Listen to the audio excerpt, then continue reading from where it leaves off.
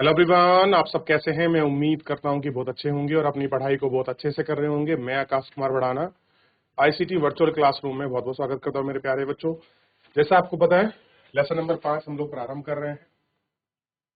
Revision है हमारा geography में लेसन नंबर 5।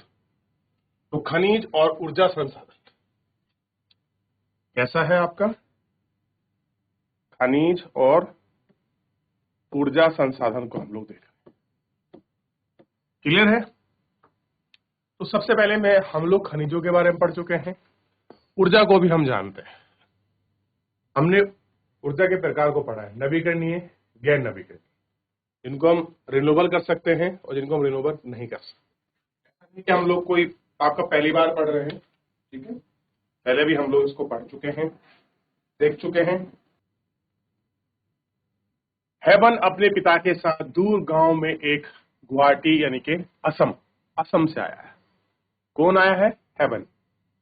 वह लोगों को घरों में अजीब चीजों में देखता है। अब देखिए, ये कोई व्यक्ति है हेवन, और ये अपने पिता के साथ दूर गांव है, एक जगह है गुवाहाटी, गुवाहाटी पड़ता है असम में, वहां से आया है। वह लोगों को घरों जैसे अजीब चीजों में जाते हुए देखता है। जो सड़क पर चलती है वह एक रसोई को बहुत से घरों के साथ जाते देखता है। वह आचार्य से अपने पिता से पूछता है, पिताजी हमारा घर इस प्रकार क्यों नहीं चलता? तो गुवाहाटी में देखा है।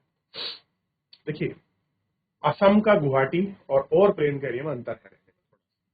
जैसे आप पढ़ोगे समझ आएगा। उसके पिता ने बताया, यह घर नहीं है, ये बस और गाड़ियां हैं।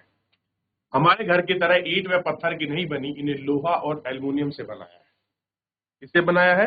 ये बस की बात है। कैसे बनाया है? लोहा और एल्युमिनियम से बना। ये आपने आप नहीं चलती, इंजीनियर द्वारा चलाते हैं, और इंजन को चलाने के लिए ऊर्जा चाहिए। क्या चाहिए आपको? ऊर्जा। हम अपनी रोजमर्रा की जिंदगी में धातु से बनी विभिन्न प्रकार की वस्तुओं का प्रयोग करते हैं। क्या आप अपने घर का प्रयोग में की जाने वाली धातु वाली चीजें की सूची बना सकते हैं? और धातु कहां से आती? आपने पढ़ा है कि भूपर्पटी खनिजों का एक मत चट्टानों से बनी है। खनिजों का उपयोग शोधन करने या धातु करने के लिए निकाला जाता है। कैसा है? खनिज हमारे जीवन में अत्यधिक महत्वपूर्ण भाग है। लगभग हर चीज जो लगभग इस्तेमाल करते हैं, एक छोटी सुई से लेकर बड़ी इमारत तक या फिर बड़ा जहाज या खनिज से बना है। रेलवे लाइन, सड़क के साथ पत्थर, हमारे यहाँ के औजार, मशीन, खनिज, कार, बस, रेलवे गाड़ी, हवाई जहाज, यहाँ तक की निर्मित है और धरती से प्राप्त ऊर्जा के संसाधन द्वारा चलित है। कह रहे जो हमको धरती से प्राप्त ऊर्जा है उसके द्वारा चलित है।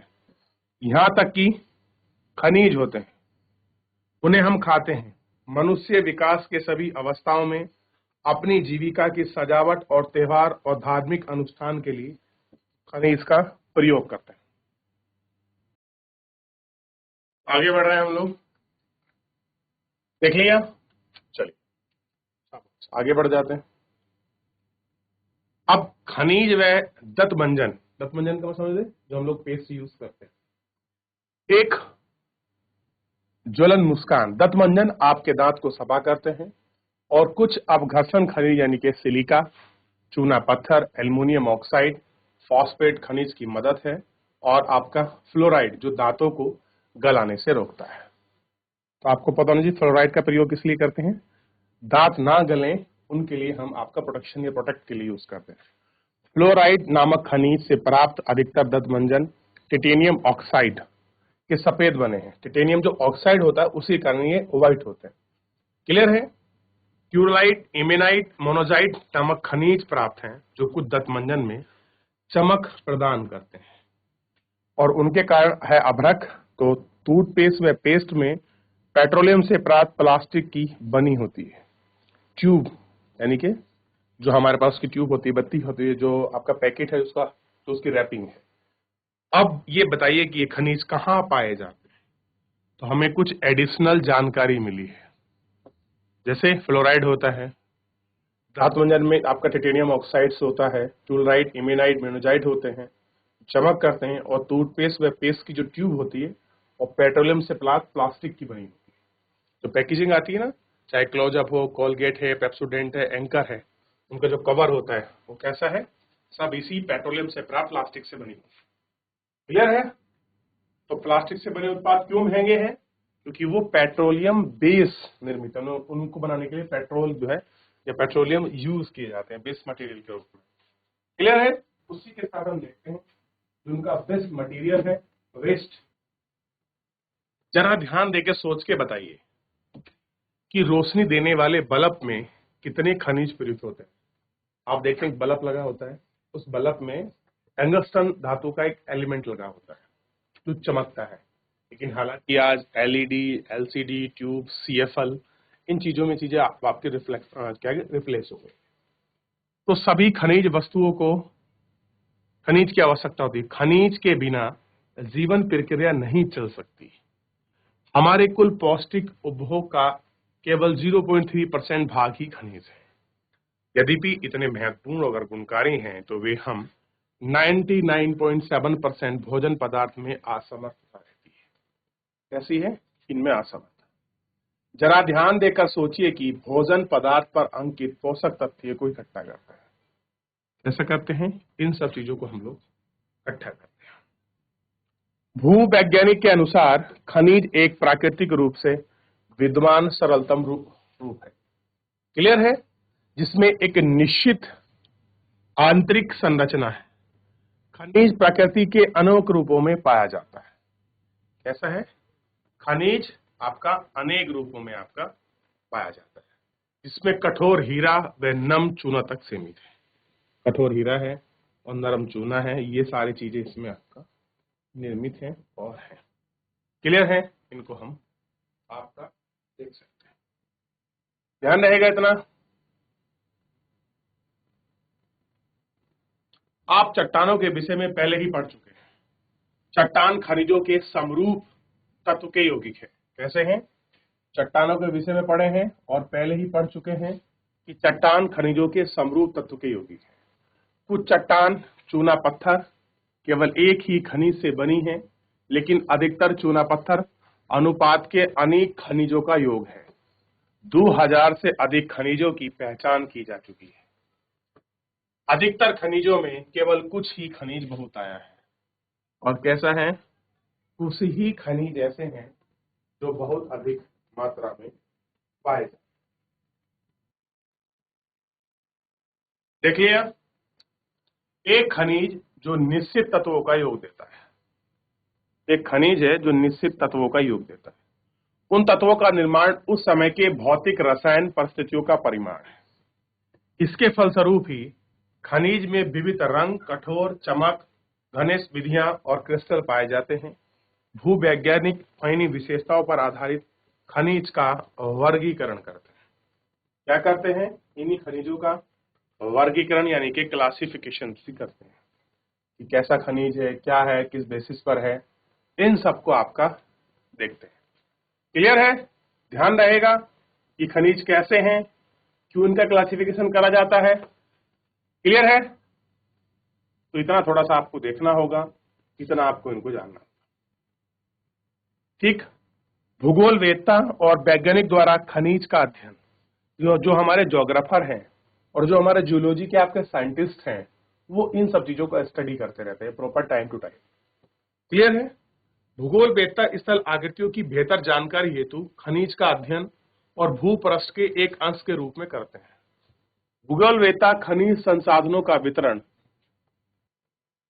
खनिज संबंधी आर्थिक क्रियाओं में ज्यादा रुचि रखते हैं, परंतु भूवैज्ञानिक खनिज का निर्माण प्रक्रिया, इनकी आयु, खनिज का भौतिक रसायन संगठन से संबंधित जानकारी करते हैं।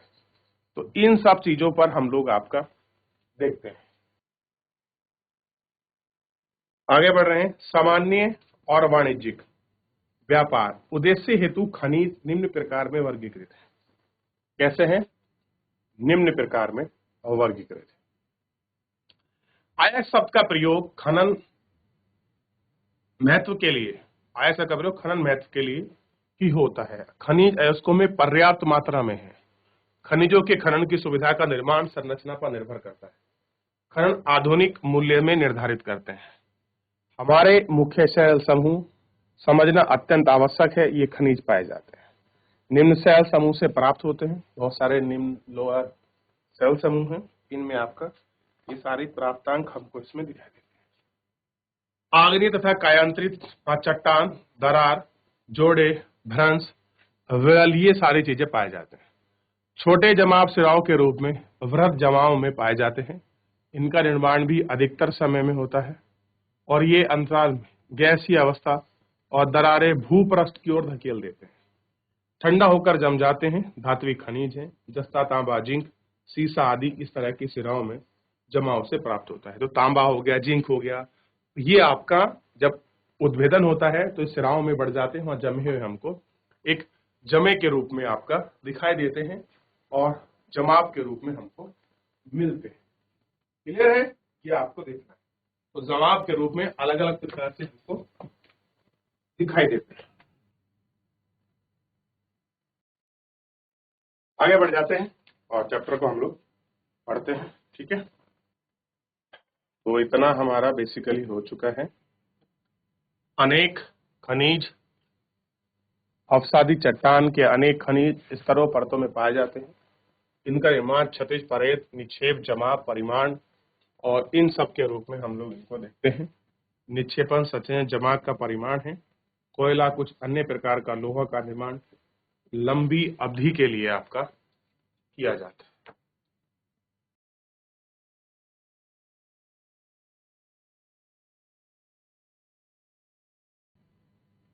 तो धात्विक, आधात्विक और ऊर्जा खनिज, इन सारे खनिजों को हम लोग आपका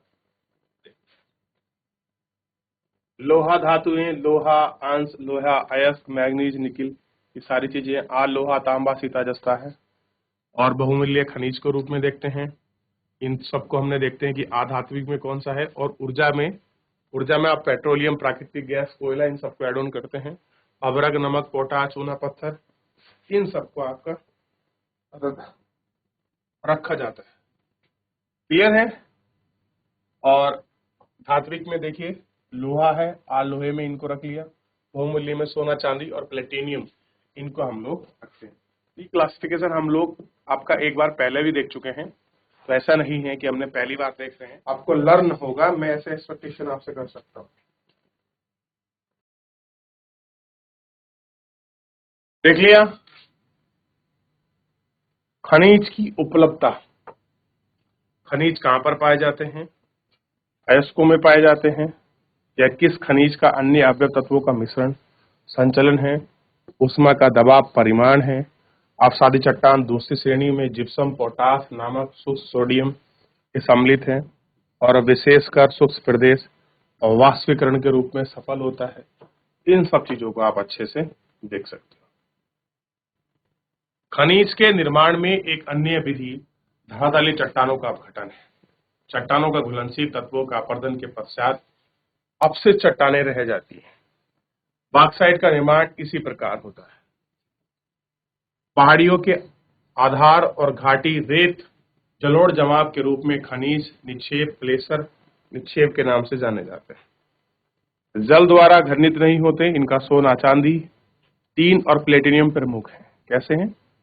आपका गोल्ड है, सिल्वर है, टिन है और प्लेटिनियम, ये कैसे हैं?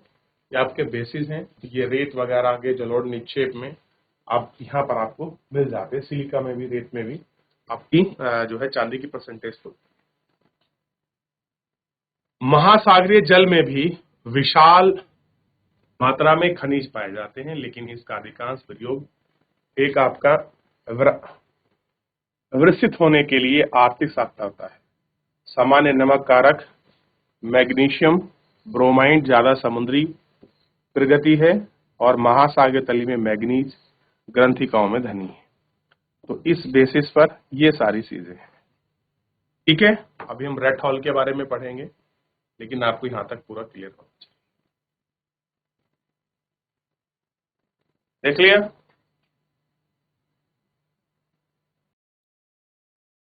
आगे बढ़ जाए। तो इतना आपने देख लिया, ठीक है। अब एक इंपॉर्टेंट फैक्ट है और बड़ा अच्छा है, रेट हॉल। रेट हॉल खनन। क्या आप जानते हैं कि भारत में अधिकांश खनिज राष्ट्रीयकृत है? राष्ट्रीयकृत का मतलब नेशनलाइज है, देश के लोग ही, सरकार ही इनको निकाल सकती है। सिंपल सा मतलब ये है, प्राइवेट सेक्टर को हक नहीं है। हक है तो आपका टेंडर रियलाइजेशन प्रोसीजर होता है, लेकिन गवर्नमेंट के न टेकिंग। इसका निष्कर्ष सरकारी अनुमति के पश्चात ही संभव है, यानी कि गवर्नमेंट परमिशन के बाद ही आप इसको निकाल सकते हैं। कैसा कर सकते हैं? निकाल सकते हैं। किंतु पूर्वोत्तर में अधिकांश जनजातीय क्षेत्र में खनिज का वास्तविक व्यक्तिगत और समुदाय को प्राप्त है। लेकिन अगर कोई जनजातीय क्षेत्र है तो वहां का जो खनिज का स्वामित्व है वहां लोगों पर भी है और वहां के जो कम्युनिटी उस पर भी है। जैसे मेघालय में कोयला, लोहा, अयस्क, चूना पत्थर, डोलोमाइट के विशाल निक्षेप हैं, सेडिमेंट्स हैं। और जोबाई और चेरापूंजी में कोयला खनन परिवार के सदस्यों की एक लंबी संकीर्ण सुरंग के रूप में किया गया है, जिसे रेट होल खनन कहते हैं।